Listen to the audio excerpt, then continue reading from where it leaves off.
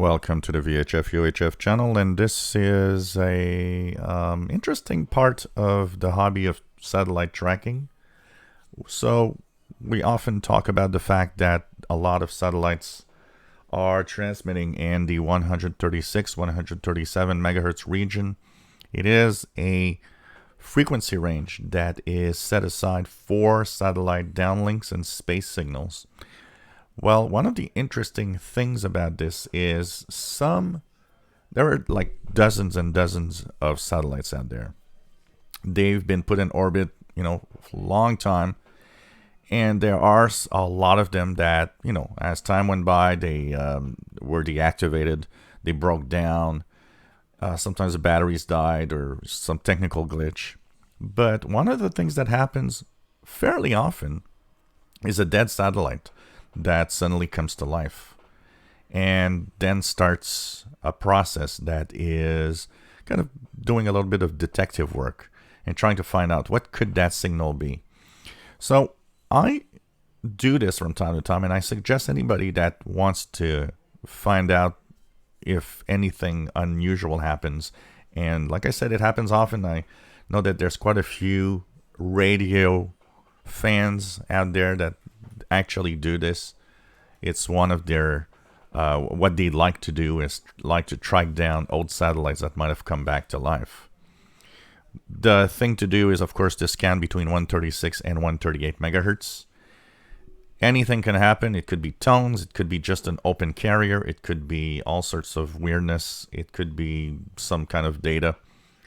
I'm going to share a list here that will give you an idea of. This list is really between 137 and 138 megahertz, but it gives you the frequencies of a lot of satellites that were put into orbit and the frequencies they used.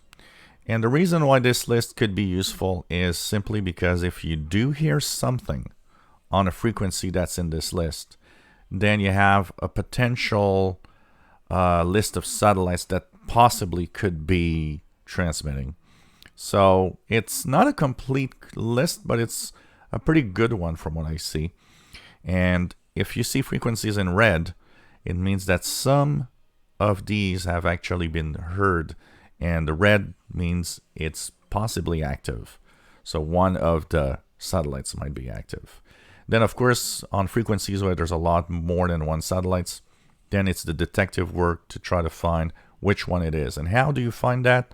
Well, in general, if you take a complete list of satellites and use the software to track them down, very often what you'll notice is that even if, let's take 137.05 here.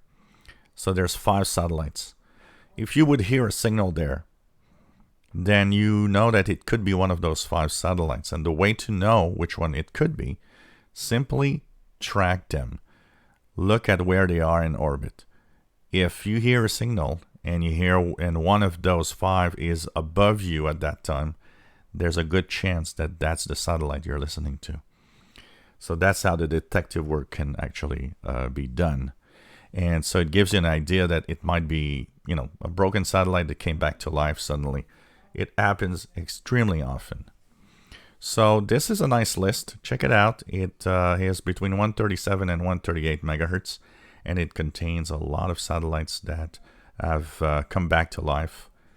One of the things that's interesting here, you see Taurus N. I know that this one has been heard frequently coming back to life suddenly. So that's something to check for. And of course, in here, there might be some satellites that are known. This list is an old list, but because it contains a lot of satellites that are still in orbit that might be dead, it's a nice list to keep just in case you, would get those satellites. And it's probably a good idea to maybe keep a copy of this being a text file, or a text list, or it could be a good idea to print it out, for example. So I'll post the link to this website in the description below the video. Check out this list and, maybe do a little bit of satellite tracking and see if any of those old satellites maybe could come back to life mysteriously. If you enjoy our videos, please subscribe, give us thumbs up. Thank you for watching.